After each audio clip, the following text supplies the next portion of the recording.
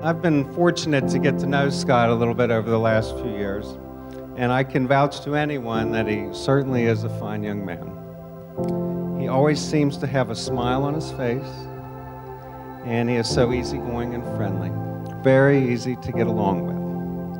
We feel lucky to have Scott as part of our family, and I am proud to have Scott as a son-in-law.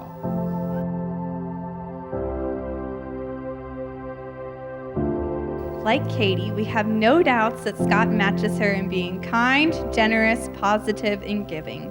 And we are so thankful that God brought them together. I have no doubt that their commitment to each other and to God will lead them into a beautiful future. One of my favorite things about marriage is that two truly become one. Starting today, God has made Katie and Scott one. The unity that you now share will carry you through your lives together.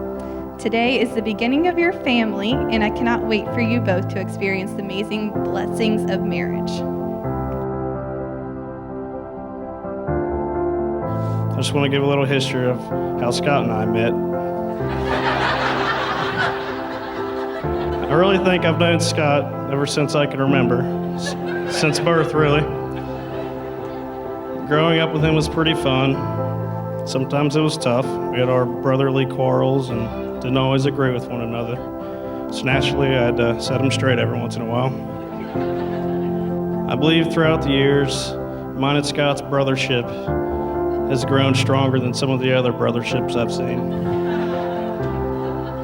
I think one of the main contributing factors that we spent most of our younger days sharing a bunk bed. I was on top, he was on bottom. This is probably the only time I didn't look up to him, because he was below me. I'm pretty sure I will always follow him around because he's taught me so much throughout the years. He taught me how to get by in school, taught me how to sneak beers, how to bong beers. He taught me how to edge a garden, stripe a yard.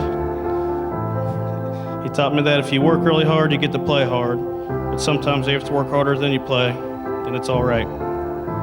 He taught me that family always comes first, and that you do anything for the people you love. He taught me what a brother is.